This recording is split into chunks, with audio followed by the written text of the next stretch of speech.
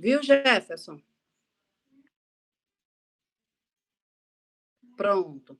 Então, assim, de fato, o que nós vamos começar a pontuar agora é justamente o nosso contexto que nós vamos, né, dar início sobre a ligação entre filosofia e educação. E por que essas duas áreas, né, elas vêm de encontro justamente de uma causa muito positiva, que a filosofia ela vem assim para fazer uma reflexão acerca de muitas coisas, muitas situações, muitos pontos que abrange dentro da educação, né? Então, assim,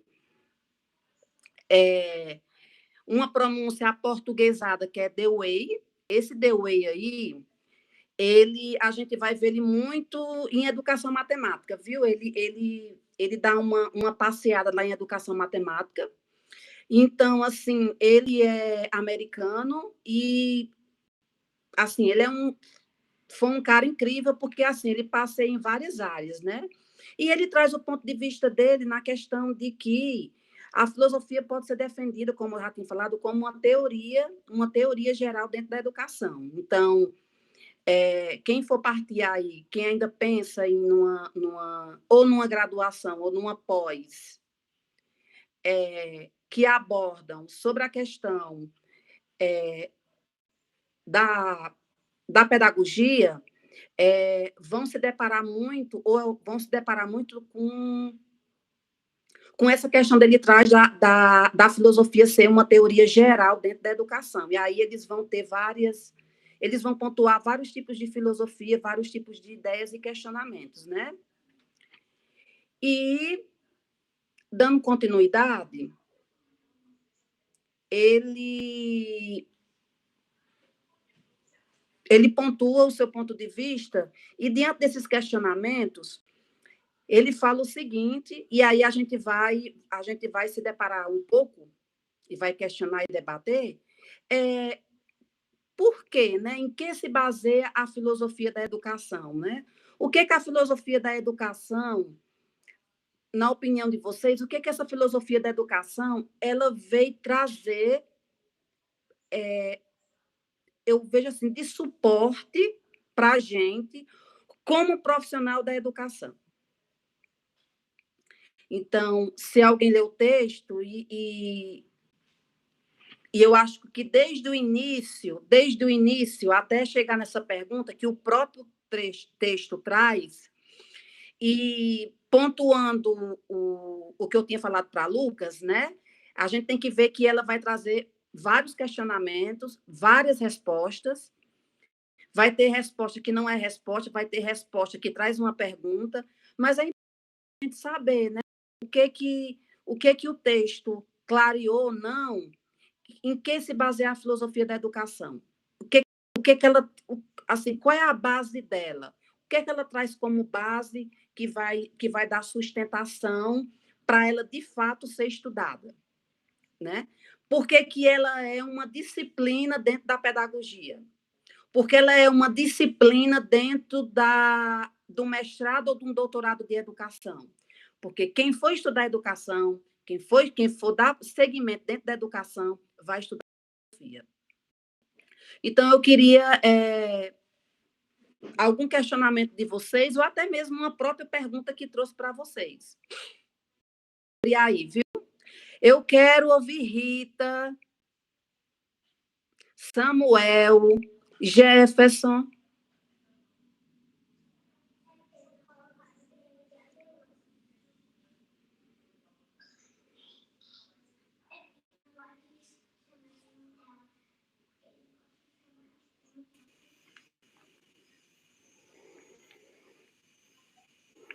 Sami, Oi. assim, as reflexões dos autores que tem no texto aí deixou claro que a história dessa escola filosófica ela busca a transformação social através da educação. Sim, sim, sim. E nós temos um autor, Matheus, dentro da educação, sabe? Que é que é o Gadot, né? Então, assim, quem tem interesse em estudar a mais sobre a educação, vai lá para Gadot, né? E ele fala sobre essa questão do que se baseia a filosofia da educação. Ele diz o seguinte, que existe um caminho fundamentado que a educação é necessário que ela caminhe passo a passo com a filosofia, né? E que esse caminhar passo a passo tem que abordar as suas preocupações, as suas inquietações e os seus problemas dentro da educação. Então, o que a filosofia traz para a educação? O Gadot diz que ela traz uma luz, e essa luz é de quê? De críticas construtivas com relação à educação, né? E uma das críticas que a filosofia traz é que hoje, principalmente no tempo de hoje, tem uma gestão democrática. Pronto. Essa é uma das luzes que a filosofia traz para a educação.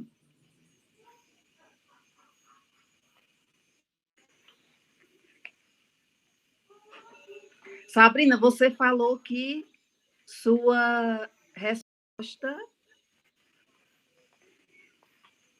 é igual a de Rita, é? Você concorda com Rita, com a resposta dela?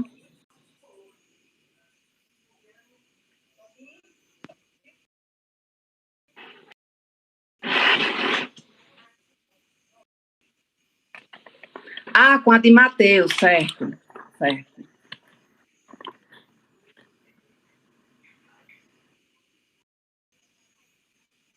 Entendi.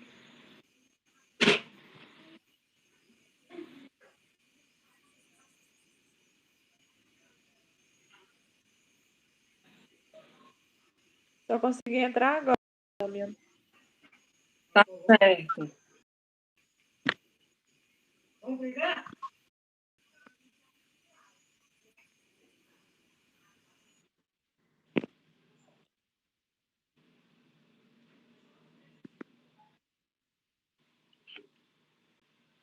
Então, vamos dando prosseguimento. Então, assim,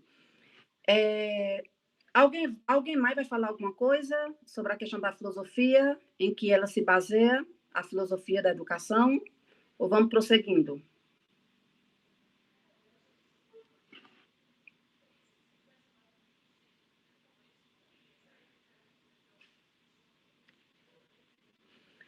Lembrando também que no texto que a filosofia da educação ela reflete sobre o que já tem sido explorado sobre a educação. Eu acho que vale ressaltar isso, certo? Então, a filosofia, dentro da educação, ela nunca vai refletir algo que ainda está por acontecer. Algo que seja premeditado, algo que seja sonhado, algo que seja pensado. A filosofia ela vai questionar ou trazer críticas daquilo que já foi explorado. Tá certo? Também isso é um ponto a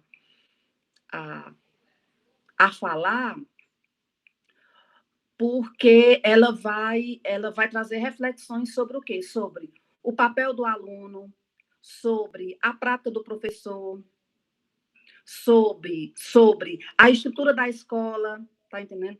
E outro fato mais importante que a gente vai ver lá na frente, com as teorias pedagógicas dentro da educação, e muito mais sobre a questão política, né? Que ele lá na frente, dentro das teorias, ele vai trazer esse papel político, que nós não, tanto o aluno, principalmente universitário, que eu acho muito importante, e depois a gente vai falar, só para abrir um parêntese, nem professor e nem aluno, principalmente o universitário, que já tem sua função de voto, que já tem sua análise crítica, reflexiva, sobre todo o contexto político, ele não pode ser neutro, ele tem que ter um posicionamento. Se eu defendo tal partido, então eu defendo por isso, por aquilo, porque eu consisto nisso. Então, assim, não podemos ser neutro, porque quando a gente é neutro, é como se a gente a gente mostrasse que a gente não é dotado de conhecimento, que a gente não tem um posicionamento. E por mais que nosso posicionamento seja contrário, nós temos que expor, né? Só ter cuidado, né? Eu acho que a gente tem que ter cuidado com como é que a gente vai expor. Não é com ignorância, não é atacando, mas eu acho que expor de forma democrática e fundamentada. Outra coisa dentro da filosofia da educação, que eu acho bem interessante, e aí vai trazer para o nosso lado, existe 2 autores que trabalham com filosofia da matemática e filosofia da educação matemática. Eles são os autores Bicudo e Garnica, professores doutores da Universidade de São Paulo, a Unesp, né? E eles trazem a questão da filosofia da educação, porque para eles estudarem filosofia da matemática e filosofia da educação matemática, eles tinham que ter um conhecimento sobre a filosofia da educação. E ele diz o seguinte, que a filosofia da educação, ela faz uso das análises e reflexões sobre a educação, a aprendizagem e o ensino. Não os olhando somente da perspectiva daqueles que estão preocupados com a educação do outro, mas principalmente com o significado que a mesma assume ao ser anunciada através do seu ensino e aprendizagem. Então, assim, é bem interessante que ele traz isso, né? Então, assim, o que esses autores trazem, né, nos seus textos? É uma preocupação, né, que a filosofia ela traz dentro de tudo isso a questão das análises e reflexões, né? Como é que está o nosso ensino hoje, né? Como é que está a nossa aprendizagem? No contexto atual de hoje, né? Como nós vamos sairmos desse contexto reflexivo, analítico, sistemático, dessas aulas online, né, na percepção de vocês? Será que vai ter, de fato, uma aprendizagem efetivo, né? Será que os alunos estão, de fato, nessa luta para que tudo seja menos, vamos dizer assim, que as dificuldades sejam menos, né? Que a gente possa fazer de tudo que essas dificuldades sejam menos, que elas não possam se tornarem maiores e quando for lá na frente, né, os prejuízos serem maiores, certo? Então, assim, dentro desse escrito deles, né, a gente traz para o contexto de hoje. Então, eu já falei demais. Então, vou abrir aí o contexto para vocês. O que vocês dizem sobre a fala de Garnica, né? Até com relação ao contexto de hoje, né? Qual é a preocupação de vocês? Qual é a inquietação de vocês? O que a filosofia traz para vocês de inquietação, de medo, de angústia, de dizer que vai ficar... Não sei se vocês têm essa percepção de dizer assim, eu vou ficar... Essas aulas vão me deixar mais atrasado, eu não vou aprender tudo, eu não isso vai me prejudicar lá na frente. Então, assim... dentro desse escrito, o que vocês podem falar sobre isso? Sânia? Oi? De vista sobre essas aulas que a gente está tendo online, por eu já ter morado em Fortaleza e tive algumas disciplinas online lá, eu estou aceitando mais de boa. A única parte, assim, que ainda é um pouco complexa é a gente ter muito conteúdo e muita atividade, além das aulas presenciais, como a gente tem esse encontro aqui. Porque lá, se a gente tinha um encontro presencial, a atividade já era dentro desse encontro e o conteúdo para ser escrito basicamente não tinha. Ou era o escrito e a atividade, ou só o encontro presencial.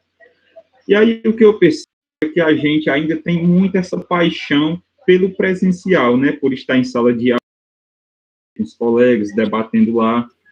Mas esse contexto da gente trabalhar via internet é o que nos obriga hoje, e quando passar essa pandemia, pode ter certeza que muitas, além de aula, e até mesmo o trabalho, o comércio, vai continuar aderindo a essa prática, porque, assim, é o mundo globalizado que a gente vive, né? É uma realidade que a gente estava tentando negar até o momento, que está sendo necessário agora, que quando passar essa pandemia, vai continuar, pode ter certeza. E eu vejo que está para melhorar, né? A gente está... imagina se a gente tivesse parado de tudo para só voltar em setembro, não é? Ou sei lá quando que a gente vai voltar. Né? Então, assim, a internet está aí para auxiliar. Claro que não é a maravilha que deveria ser, mas é melhor do que nada, né? No meu ponto de vista. Então, no caso, você não, o que você me mostrou, que a sua angústia maior é a questão de, vamos dizer assim, que existe uma demanda, a demanda aumentou e o tempo diminuiu. Isso mesmo, assim, é o que eu, assim, porque a gente tem esse encontro aqui, beleza, é só uma hora, né, mas essa hora eu poderia estar fazendo atividade, né, aí, assim, o seu conteúdo de boa, só que tem outras disciplinas que mandam muita atividade, muita coisa para escrever, livro para ler e ainda tem um encontro, então o tempo eu, como só tenho a parte da tarde e à noite, fica corrida, já que eu não tenho o dia todo, né, eu não posso ficar das 7 da às 10 horas da noite na frente do computador. Tem outras coisas para fazer. Então, quando tinha aula presencial, a gente estava lá, fazia atividade em sala, beleza, vinha para casa, tinha alguma coisa para fazer, resolvia na parte da tarde, tranquilo. Só que, assim, é o meu ponto de vista, não sei os colegas. Vamos esperar para ver a visão dos outros também, o que eles acham. Vanusa está falando aqui, que concorda na questão da demanda. E eu vou falar aqui eu vou falar aqui da angústia de vocês, que nós tivemos uma reunião ontem, né? Para saber como é que estão as aulas, a questão do acesso. E aí, Lucas, o coordenador, ele manifestou isso, tá entendendo? Ele manifestou que os alunos, os alunos estão manifestando que está tendo muita demanda de professores. E que o prazo está sendo muito curto. Então, vamos supor, eu passo uma atividade para entregar até domingo, né? E aí, quando for amanhã, já tem outro professor que chega e diz a mesma coisa, diz até domingo, né?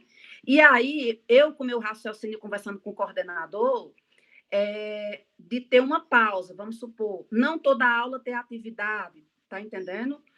Deixa para concluir, de fato, o conteúdo por completo, para ter essa atividade. Porque, assim, se tiver muita demanda e pouco tempo, vocês não vão ter aprendizado.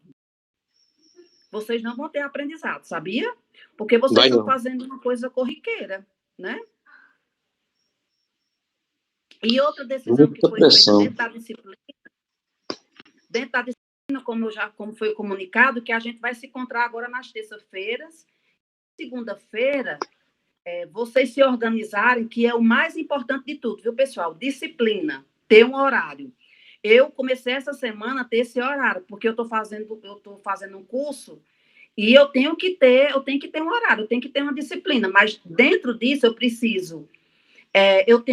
Eu acho que... Eu vou colocar aqui o nome das meninas, mas eu acho que concordam comigo. Vanusa tem a casa, o marido e o filho. Rita tem outras coisas. Lucas tem outras coisas. Então, assim, nós temos outras demandas, né?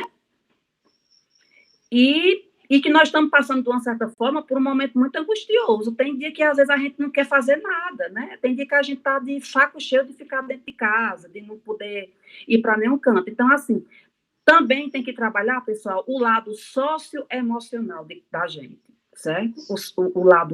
O lado socioemocional. Pode ter certeza de uma coisa.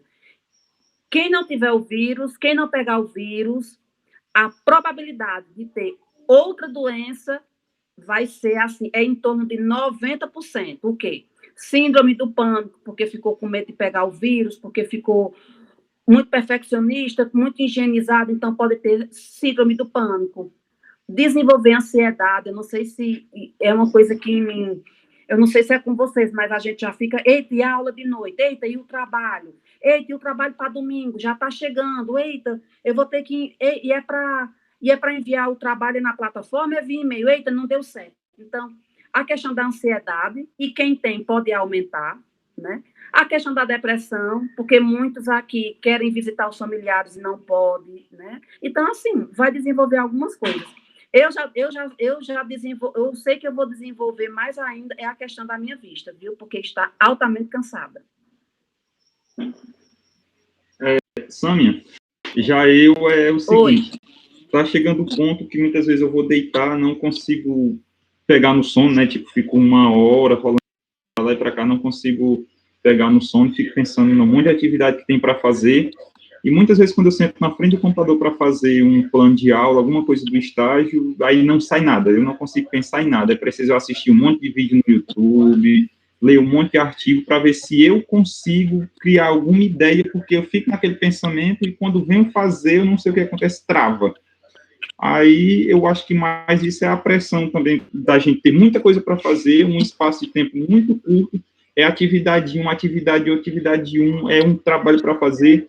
Aí o que acontece? Chega a hora de fazer 2, 3 em um dia, não aprendi nada, né? Porque eu deveria estudar apenas em um dia, ver bem aquele conteúdo, aí eu vou fazer 2 ou 3 e não aprendi nada, simplesmente fiz, e aí o conhecimento que eu vou adquirir, né? Porque tudo não é só nota, não é eu fazer a atividade, receber uma nota e o aprendizado que eu vou levar para depois das aulas, né? E quando um dia eu for ensinar esse conteúdo, como é que eu vou saber? Isso se chama, isso não é um aprendizado quantitativo, né? Entre aspas, né? Não existe um aprendizado qualitativo, né? Certo. Né? E assim, a nossa disciplina, Lucas, se você for se adentrar, porque assim, a gente traz nossa disciplina, de uma certa forma, eu vejo como norte.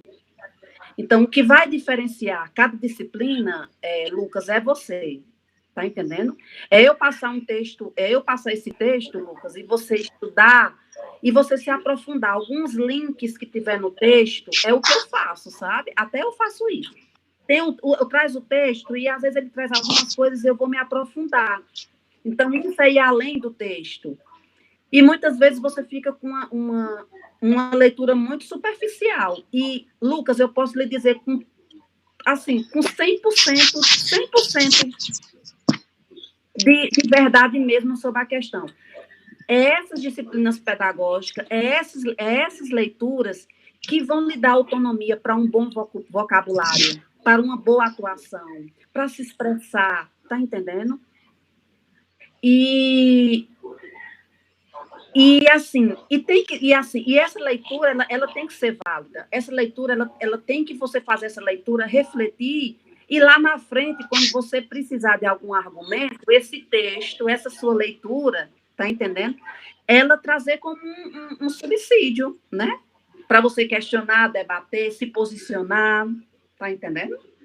Sim, é sim, Samir, só que aí, pela falta de tempo, e aí, exemplo, se a gente... pela falta de tempo, eu li o texto apenas uma vez, li o texto hoje. Fiz um fichamento aqui com as partes importantes, só que se eu não ler o fichamento aqui, eu não consigo te falar quase nada sobre o texto, né? Porque, na verdade, foi uma leitura rápida, porque tinha outras coisas para fazer. Agora, como que eu consigo, hora falar em nome de Karnal, hora falar em nome de Cortella? Porque eu assisti as palestras dele a mesma 2, 3 vezes e fixou o conteúdo, a mesma coisa com o texto. Se eu ler o texto outra vez, aí sim vai fixar o que está lá, mas ler apenas uma vez e fazer um fichamento rápido fixa muito pouca coisa. Aí é como você está dizendo, quando for na frente que eu for me basear em alguma coisa, vai ser necessário eu voltar e ler tudo de novo, porque a única parte que eu precisava saber para defender uma ideia não vai estar fixada na mente.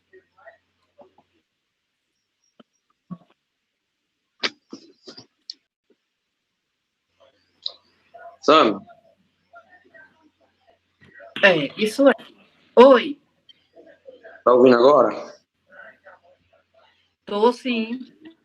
Bom, pelo que eu estava tentando falar, naquele primeiro ponto lá que o Lucas falou, a respeito do ser humano com os animais, né? Sim, o que eu acho, memória, né? o que eu acho que realmente tem em comum os seres e como o ser humano, eles têm uma coisa em comum, no meu pensamento aqui, na minha perspectiva, calculismo. eu acho que o animal ele é calculista.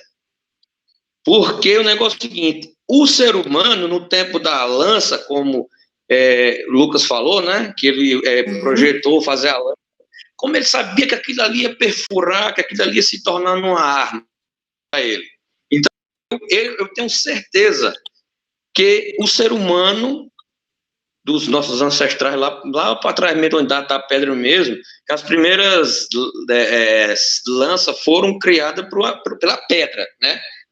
Ele apontava, afilava a pedra, então ele calculava que aquilo dali ia ser suficiente, com a força do braço dele, ia perfurar, né, para ajudar nas suas caçadas. Já os animais, eu penso o seguinte, na hora que está numa caçada ali, de uma onça correndo atrás de um animal mais pequeno, ele calcula ali a velocidade ali, que corre muito mais rápido do que aquele lá. É isso assim, que eu acho que isso tem como se diz, Deus criou essa forma para que tanto os animais como o ser humano seja assim uma linguagem para os dois que Deus criou. Calcular em todo sentido. Eu tenho para mim que é isso aí.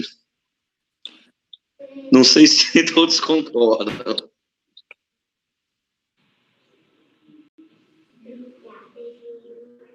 Vocês ouviram? Eu estou ouvindo. Pronto. E desse ponto agora que foi falado, muita pressão. Muita pressão. Quem já é fraco um pouco mesmo do juízo vai ficar mais fraco ainda. Mas eu acho que é a questão mesmo de muito conteúdo em pouco prazo. E é o que está acontecendo. Eu mesmo sou desses que eu fico assim, quando eu tenho uma coisa para fazer, entendeu? Eu fico aquela coisa me policiando, ó, tem isso, isso e isso que tem que para fazer ainda. Tem isso aqui que tem para fazer ainda. Eu não me sinto confortável, entendeu? Eu sabendo que tem uma coisa para fazer. Então, muito conteúdo, é o que está acontecendo. Nós agora nós estamos pagando, minha turma está pagando 4 disciplinas, né? 2 de cálculo, 2 de prática, uma de prática, outra de estágio. É coisa, entendeu? Eu estou me sentindo assim um pouco, como se diz assim, sufocado com muita coisa. Perdido, né, Davi? Perdido, Tá assim, tá assim, os prazos, tanto de Osana, Fátima, bota tudo para final de semana, sabe? Aí você fica naquela correria, naquela coisa. Eu acho assim, se fosse reorganizasse os professores, sabe, ó, eu tenho esse aluno aqui, ele paga disciplina com esse professor, com esse aqui também, vamos organizar, não vamos fazer assim para nós deixar tudo em prazo só não, porque eu acho que assim é a nível geral, o brasileiro gosta de botar as coisas da última hora, é poucos que tem aquele negócio de antecedência, né, começar as coisas com antecedência. Então, eu acho assim, se fosse uma coisa pausadamente assim, ter um espaço de um para outro ficaria melhor, mas não tudo para em cima da bucha ali, tudo, ou então aumentasse mais os prazos, eu acho assim.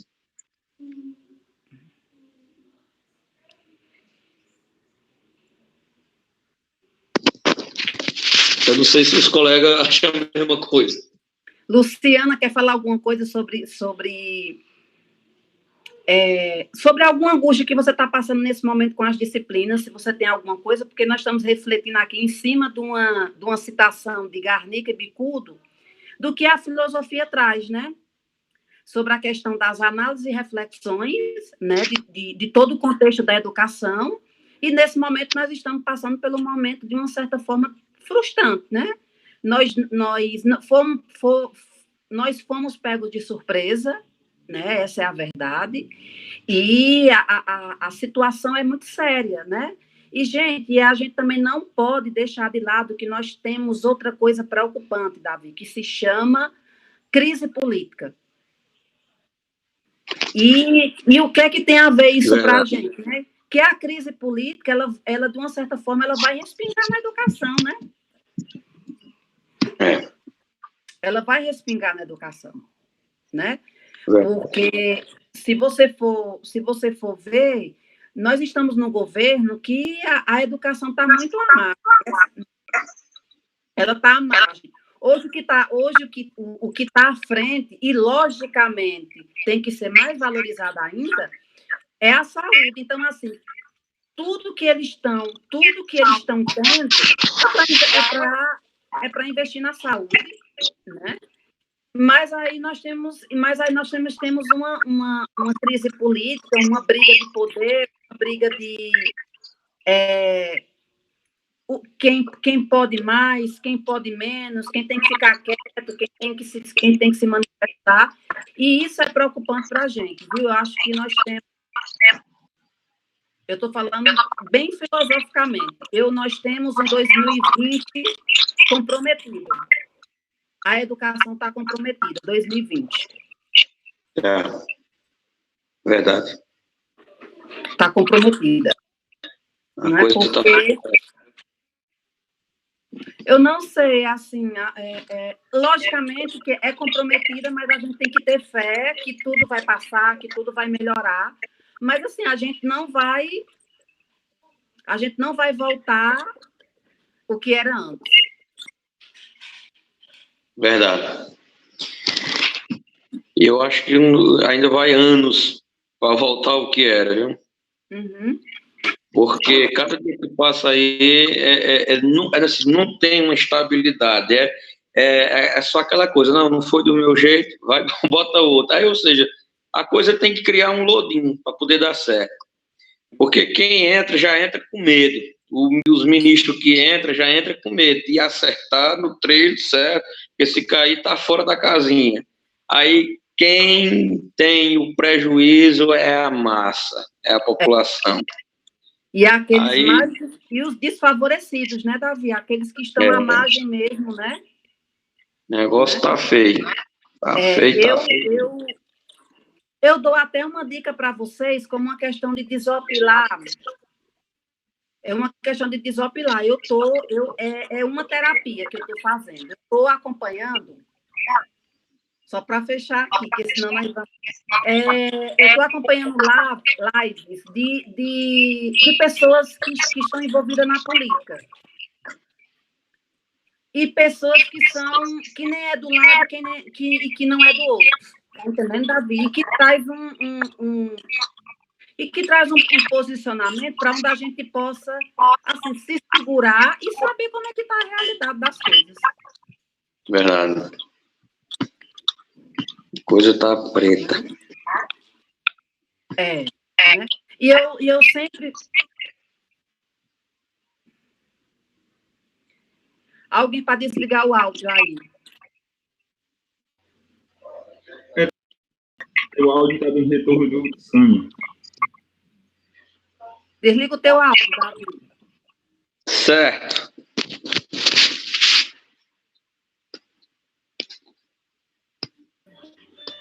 Pronto, Sânia, pode falar que agora vai sair direitinho. Pronto. E assim, o que eu estou fazendo? O áudio está voltando para mim. É o áudio de Davi. Não desligou. Oi? Não desligou. Eu estou tentando desligar, Sérgio. Tá certo.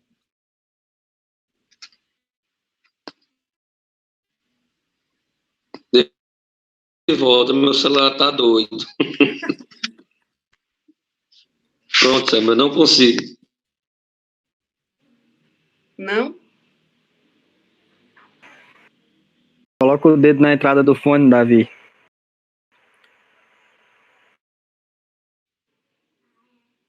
Pronto?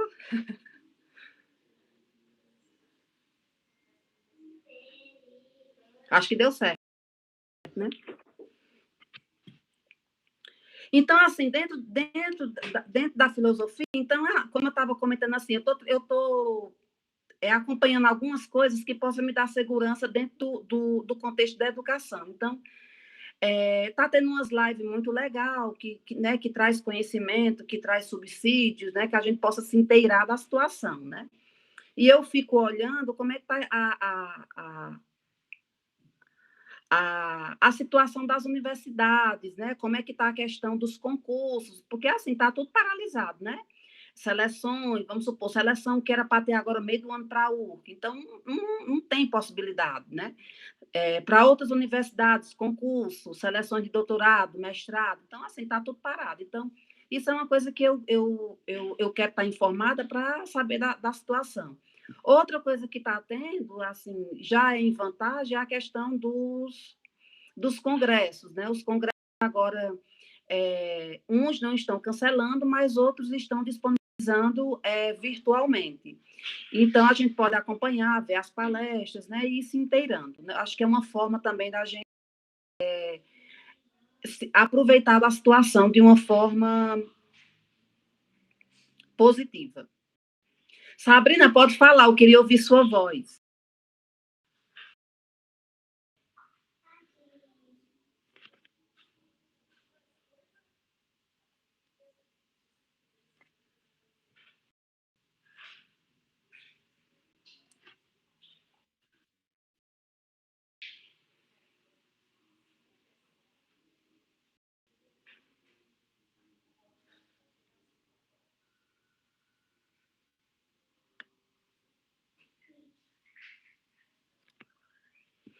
Então, eu vou continuando. Então, o que é que ele vai falar aqui, né? Ele fala que a filosofia da educação no Brasil agora, né? Então, assim, a filosofia da educação no Brasil, ela vai o quê? Ela vai se fundamentar, logicamente, em ideologias, né? Ela vai se basear em autores clássicos, né? Como a gente já tinha falado aqui em Gadotti, outro também que a gente vai falar, Saviani, outro que a gente vai falar dentro da matemática, Bicudo e Garnica, Libânio também traz a filosofia também. Então, assim, eles vão discutir principalmente as questões tradicionalistas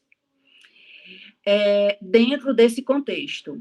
E aí, quando esses autores, né, eles discutem sobre a questão tradicionalista, né,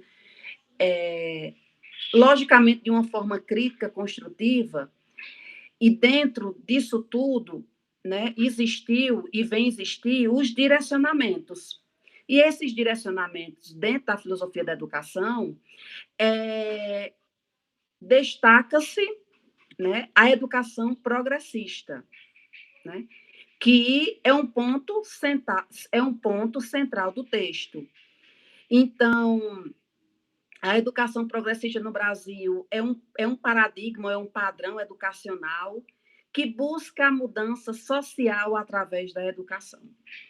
Então, o que tem que ser mudado na sociedade, a educação está por trás. A educação está ali direcionando, puxando, quem cai, subir, está entendendo? Então no meu ponto de vista, eu acho assim, uma das teorias assim muito importante, que traz o social, né? A mudança do social através da educação, que é uma coisa que a gente sabe. Mas é uma coisa que ainda está num processo muito lento. Enquanto não se mudar totalmente, ou quase totalmente, a gente sempre vai ficar apertando nessa tecla, porque às vezes se torna até repetitivo. Mas é algo repetitivo, por quê? Porque ainda não houve, de fato, uma mudança. Não houve algo, tá entendendo? Que a gente possa mudar para outro ponto. Então, um dos pontos que a gente fala dentro da educação, né, é a questão da desigualdade, a questão da infraestrutura, a questão de...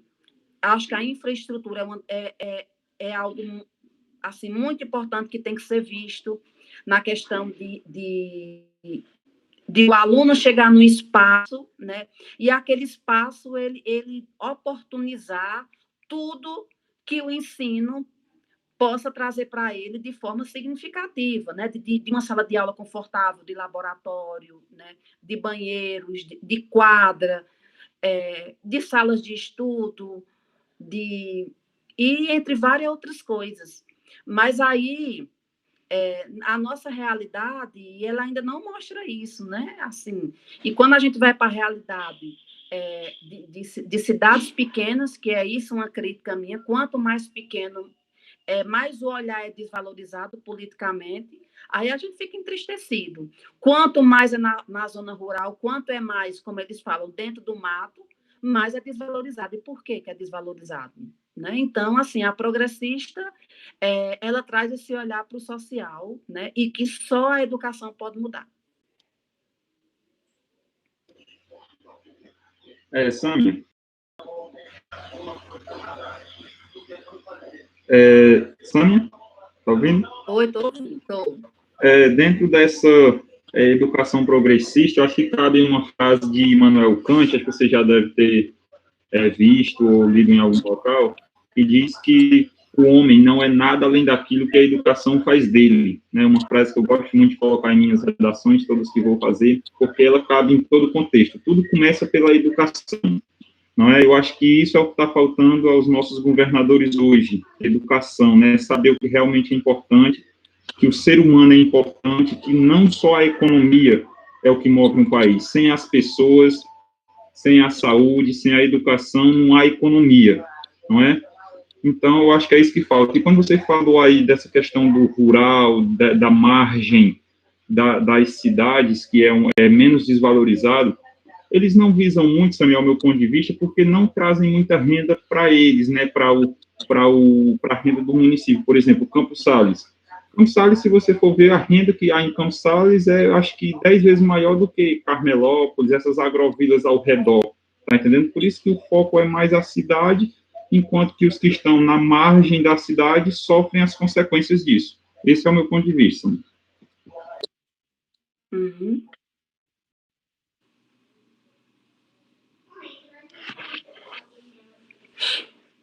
E assim, e dando continuidade à progressista, como vocês viram, né? Agora eu vou falar igual como aqueles professor de cursinho. Vocês fiquem atentos, viu? Que esse conteúdo aqui é de concurso. E assim, e dentro da progressista, né, dentro de sua metodologia, ela traz 3 vertentes. A libertadora, de Paulo Freire, né?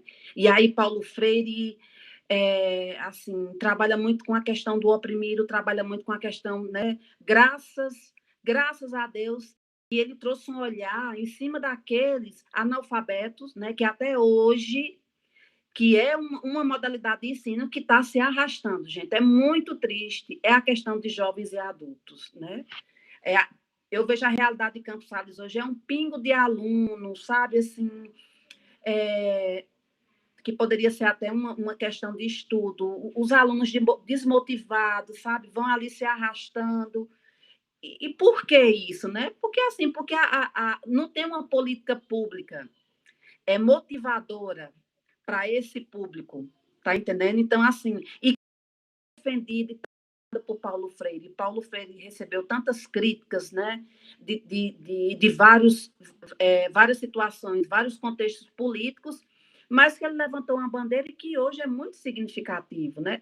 Aquele aluno que não teve a oportunidade de ir para a escola na idade certa. E aí veio a educação de jovens e adultos, que era para ser uma joia rara, vamos dizer assim, dentro da educação, para aqueles que não tiveram oportunidade.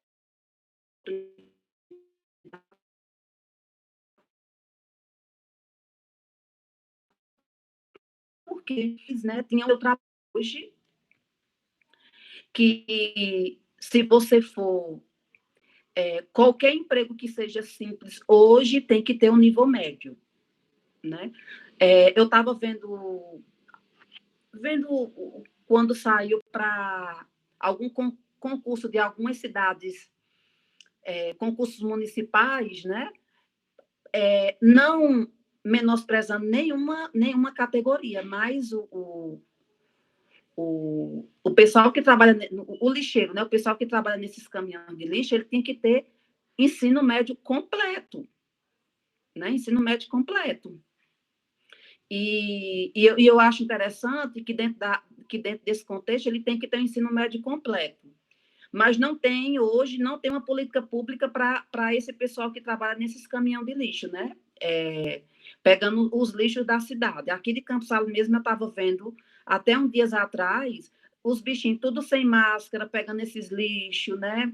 Muitas vezes a população não tem cuidado com o lixo, joga o lixo de todo jeito, joga caco de vidro, e assim, eu fico muito angustiante, e aquele mau cheiro, e você vê que não tem uma política pública, nem uma máscara, pode estar usando agora, porque a situação de Campos Sales está preocupante, mas até uns dias desses eles não estavam usando máscara, não tinha nem uma roupa adequada, né? Não tem um álcool gel, que onde eles passarem, eles, tá entendendo? Não tem uma política pública, então assim...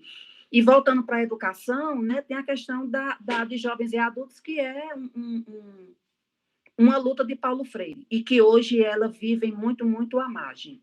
Outra também, nós temos a libertária, né, que são os defensores, né, que são defensores da autogestão educacional, que essa autogestão educacional também ela está muito ligada que a gestão ela não pode ser... ela não pode ser orquestrada só por diretores e pedagogos, né? Mas uma autogestão que inclua alunos, que inclua a comunidade, pais, né? Toda a comunidade, sim, que chama também de uma gestão democrática, que tem a participação de todos. E depois nós temos a pedagogia crítico-social é a que analisa o fundamento dos conteúdos através dos confrontos com as práticas, né, sociais, né, e que ela é defendida por Libânio. Né? Libânio, quem estuda Libânio vai ver muito bem disso, e que por trás da teoria de Libânio, né, ele escreve e traz muito bem para a gente a questão da didática. Alguém para falar aí, por favor? Mateus se manifestou aí, mas Mateus não fala. Estou aguardando, Mateus. Ana Luísa, traz a linha água, por favor.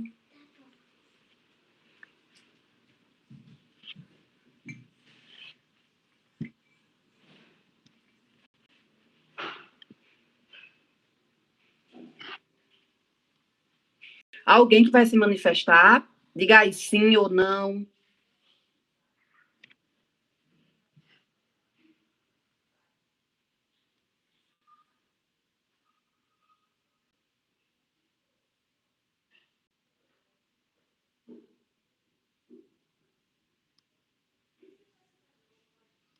Tem que se manifestar, Mateus.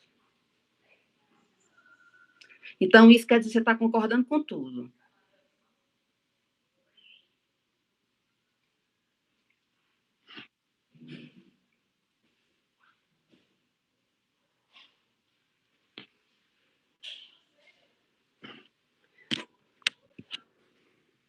Cadê minha cachorra? Está bem aqui.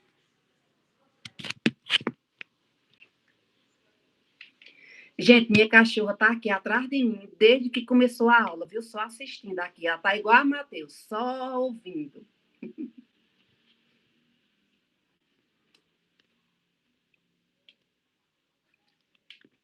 Deixa ela quieta, Ana Luísa. Deixa eu ver ela aqui. Aqui.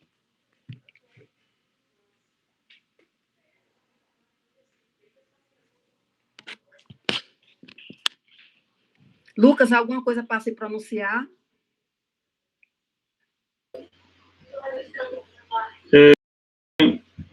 Só falar um pouquinho aí sobre o que eu escrevi lá do texto.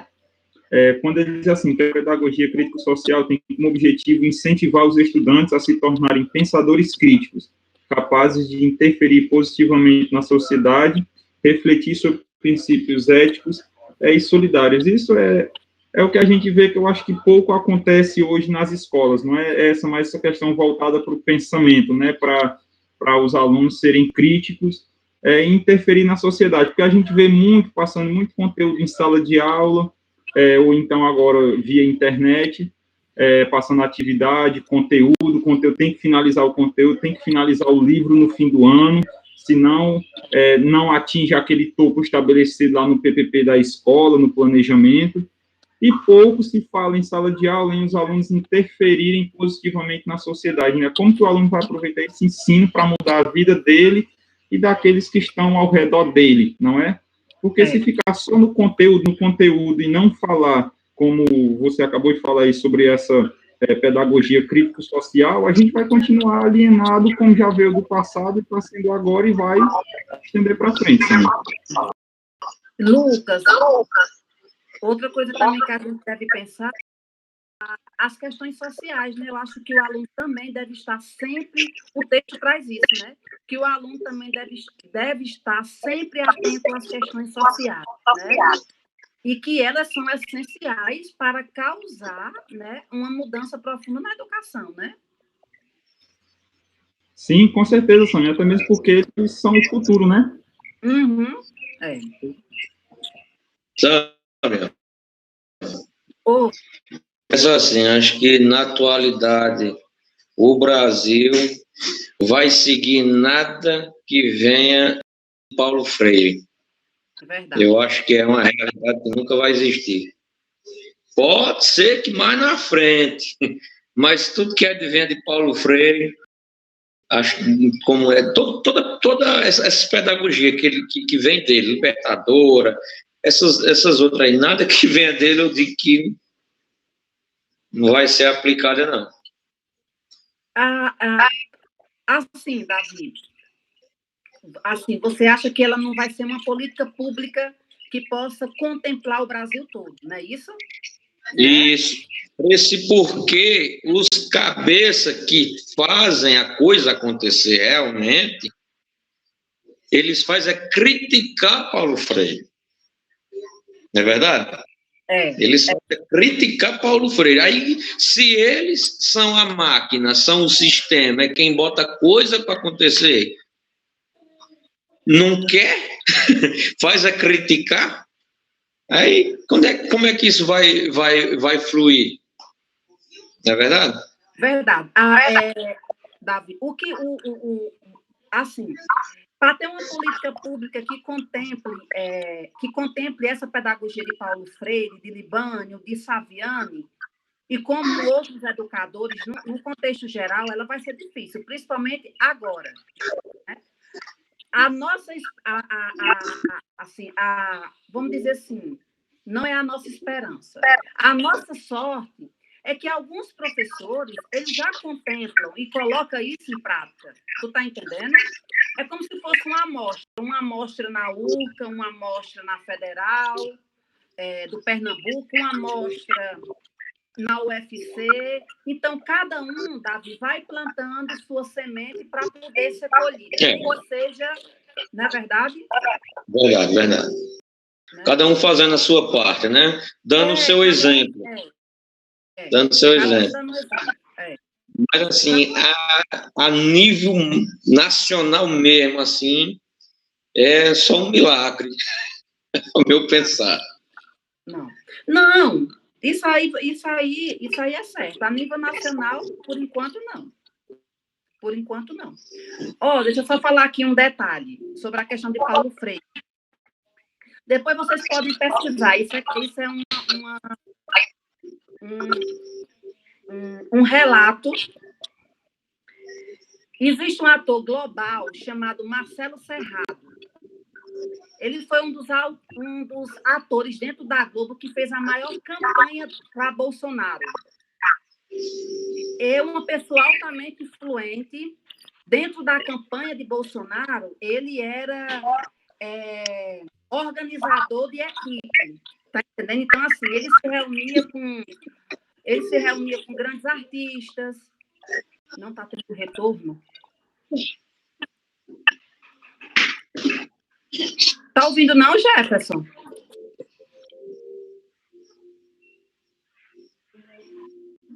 Então vamos lá. Ele se reunia com grandes artistas, fez uma campanha, pintava o rosto de verde e amarelo, fazia tudo. Quando Bolsonaro ganhou, que vê a cúpula, coloca o coisinho no teu fone, Davi, o dedo. Pronto. Mas tá ouvindo, né?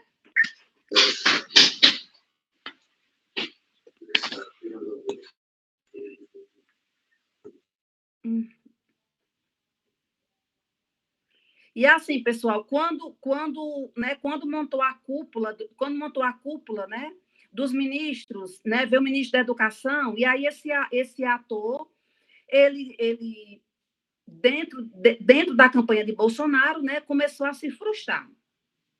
Começou a se frustrar, e isso é relato dele, isso foi um relato dele de domingo. Ele estava numa live.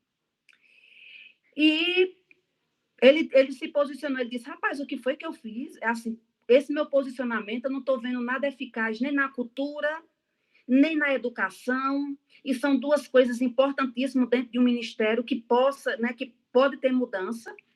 E aí, tudo bem, ele se frustrou, e aí ele deu a cara a tapa e se manifestou que estava arrependido.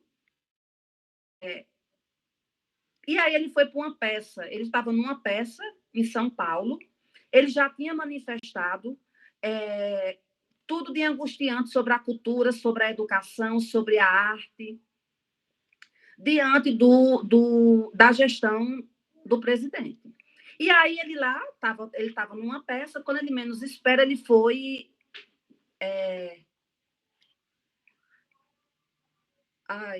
ele foi chamado, que tinha uma pessoa que estava lá presente e queria conversar com ele. E quando essa pessoa, quando ele foi até a pessoa, era o Haddad, né? E o Haddad falou com ele, disse, não estou aqui como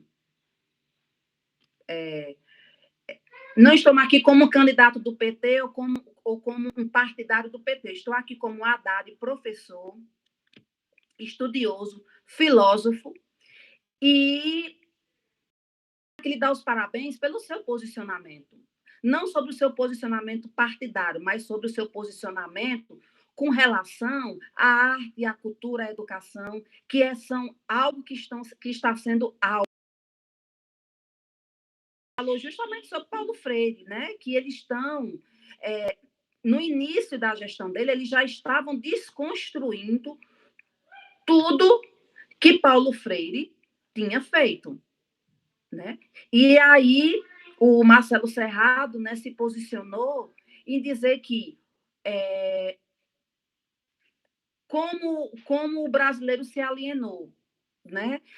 Poderia ter colocado outro candidato, enfim, mas trouxe à tona de um candidato, Davi, que não tem consideração, que não tem sensibilidade, está entendendo?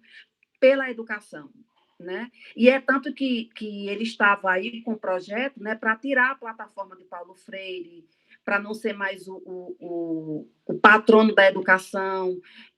Lá no Ministério da Educação existe um estátua do Paulo Freire e também queriam tirar, tá entendendo? E não acredita na filosofia, nem na pedagogia, nem no posicionamento de Paulo Freire. Por quê? Porque tanto do lado educacional como do lado social, né, Paulo Freire tem uma pedagogia também de amenizar a questão da desigualdade, né, de ter uma educação, de ter uma educação igualitária, que todos tenham acesso a essa educação, que não só os filhos de rico possam passar no curso de medicina, seja lá cursos eletistas, mas que todos tenham essa oportunidade de uma educação pública de qualidade. E aí, o atual presidente ele vem de forma contrária a todo esse posicionamento. E é tanto que a educação, assim como os professores, são alvo desse governo, né?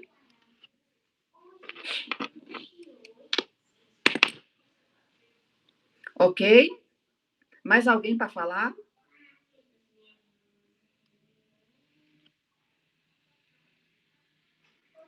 Assim, quem quiser se manifestar, nós estamos concluindo aqui, viu? O texto.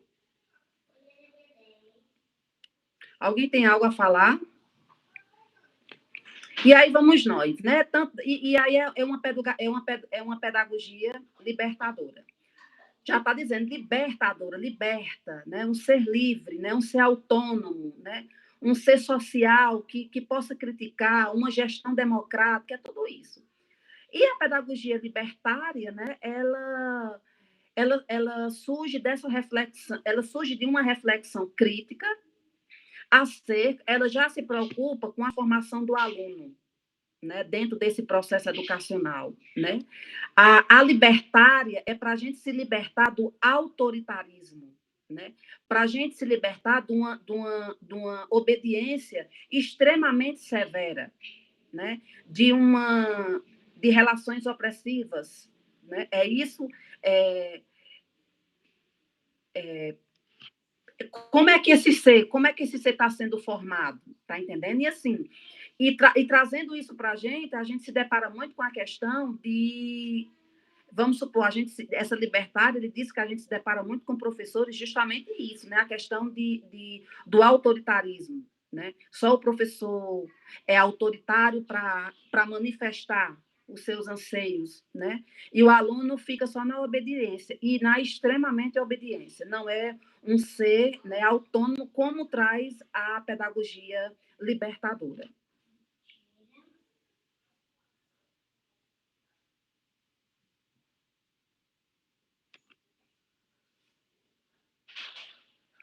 E dentro da libertária, né, ele traz uma luta, né? E qual é essa luta, né? É a questão de uma luta política, né? E que dentro disso eles têm um objetivo para combater a ignorância e a miséria, né? Paralelamente, né? E vendo como ser político e social dentro da sua formação. E aí ele vai trazer os princípios, né? Ele para educar, o que precisa para educar, né? O educador libertário, ele baseia sua prática em quê? Alguém lembra? Existem vários princípios. Tu lembra, Lucas? Na minha prática, né? Para mim ser para mim ter um perfil de educador libertário, eu tenho que ter o quê?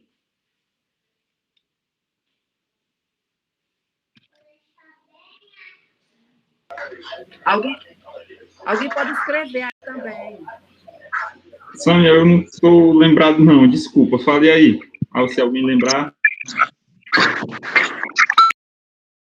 Sâmia, seria para os alunos da liberdade? Na libertária, o perfil do educador, Lucas, é ser anti-autoritarismo, certo? Que eu acho que é um posicionamento muito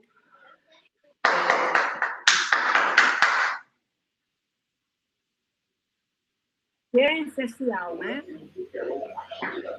Sim, Sâmia, agora eu lembrei aqui. É verdade. Porque quando o professor é autoritarista, lá, né, ele só manda, e o aluno obedece, né? Ao ponto que se ele dá exemplo, e aí vem a questão também, eu acho que você falou anteriormente, eu esqueci de comentar, que era a questão do professor ser neutro, né? Que não existe um professor neutro, é que o professor, ele é modelo para os alunos, não é? Então, se ele vai ser neutro, que posicionamento ele está dando para o aluno, né? Que exemplo ele está dando para o aluno chegar na sociedade e se impor? E se ele é do contra, como a gente sabe que tem pessoas que é do contra, mas que seja fundamentado em alguma teoria, alguma coisa que faça sentido e não simplesmente no achismo, não é? Eu não apoio o governo tal, mas e aí, por que você não apoia? Né? Porque ele faz isso e isso. Ok.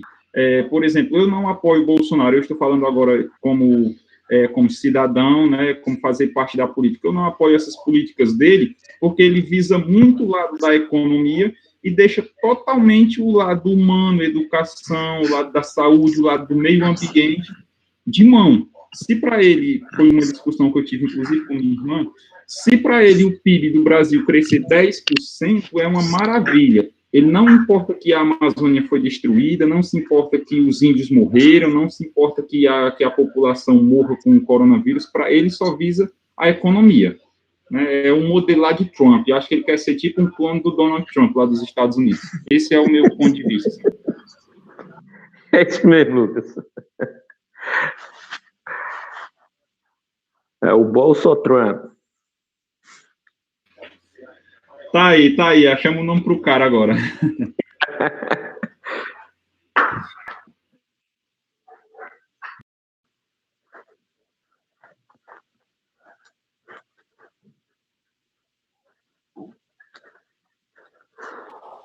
E aí vem a questão da pedagogia crítica social, né? que já é, como diz, já faz uma... ela fornece uma direção histórica, cultural, política e ética para aqueles na educação que ainda ousam acreditar nela, né? É uma, né, como já diz, uma pedagogia crítica, né? É uma pedagogia que faz as críticas construtivas para que o processo, de fato, ele aconteça, né?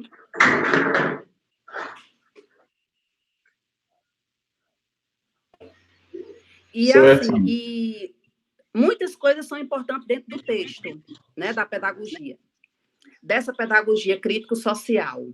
E uma que eu achei altamente, né, que para a pedagogia crítico-social, ela fala que não existe escolas e conhecimentos neutros, portanto, os professores não podem agir com neutralidade, que a escola é um processo político, não apenas porque contém uma mensagem política ou trata de tópicos políticos de ocasião, mas também porque é produzida e situada em um complexo de relações políticas e sociais, das quais não podem ser abstraídas. Então, assim, eu acho formidável essa questão de nós não estarmos numa situação de neutralidade. A gente tem que se posicionar, certo? E, assim, a gente tem que se posicionar dentro de qualquer processo, dentro do nosso processo de desenvolvimento pessoal, dentro da nossa casa, a gente não pode ser neutro. E dentro do processo que vocês estão agora, no processo acadêmico, no processo de formação, vocês não podem ter essa neutralidade. Vocês estão vivendo num processo hoje que vocês têm que falar, né? O que está sendo positivo ou não. Porque o que está à frente de tudo isso é a formação de vocês.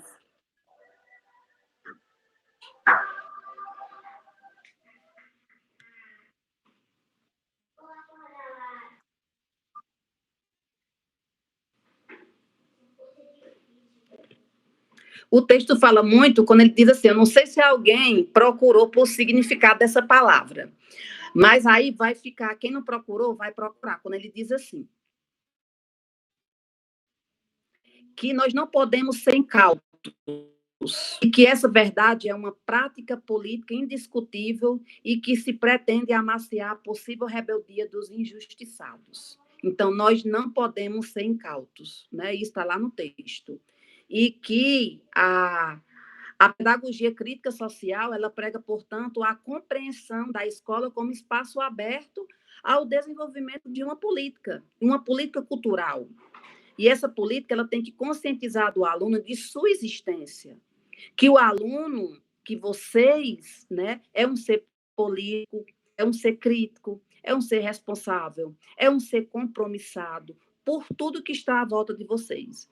Uma boa formação, né, um bom posicionamento, só depende da gente, mas que a escola ela é um lugar aberto para oportunizar. E que nós não podemos viver na neutralidade. Alguém quer se manifestar?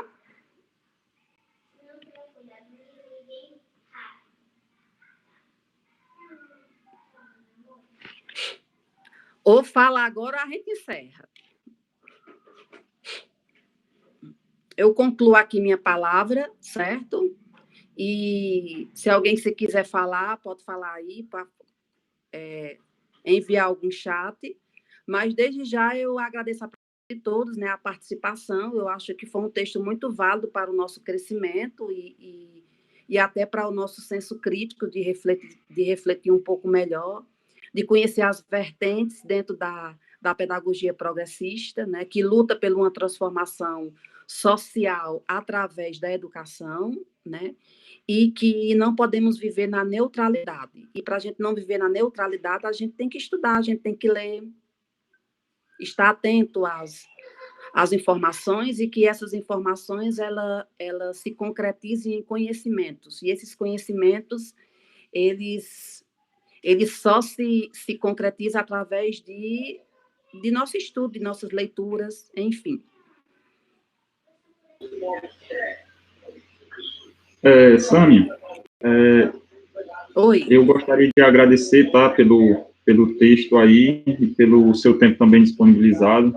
confesso que esse texto de hoje, né, e essa aula online foi muito construtiva. A gente viu conhecimentos aí que todos nós vamos levar para a nossa vida, né, tanto como ser humano, como professor, como profissional, né. E aí, se eu tiver um tempinho, eu vou ler esse texto novamente, porque ainda ficou muita coisa vaga que tenho certeza que, lendo com mais calma e aí entender melhor, é algo que pode transformar realmente a nossa vida mesmo. É muito bom mesmo. Obrigado. Sim. Assim, quem não teve a oportunidade de ler mais profundamente, lê, que é um texto muito, assim, traz um conteúdo, ele vai além. Se você for ver, dentro de entrelinhas, ele traz outros conteúdos, né? Tanto que eu estava vendo, ele traz a questão da corrente positivista. Eu sabia que ela era o pai da teoria positivista, é o Augusto Comte.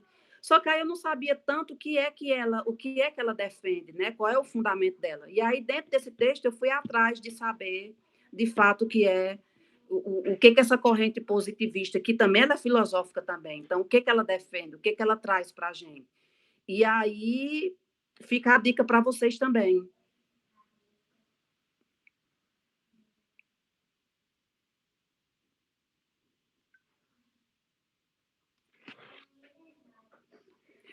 E assim, se não tem alguém para falar, eu vou deixar aqui meu boa noite, né? E de fato foi uma aula bem participativa, né? Construtiva. E se cuide, meu povo, fique em casa, pelo amor de Deus.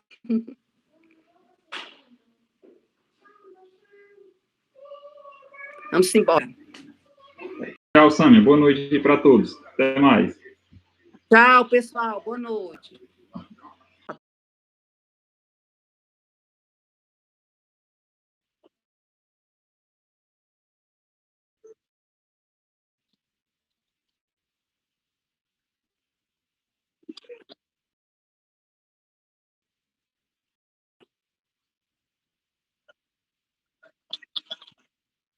Pronto, obrigado, viu, Jefferson? Foi bom ter lembrado. Agradeço.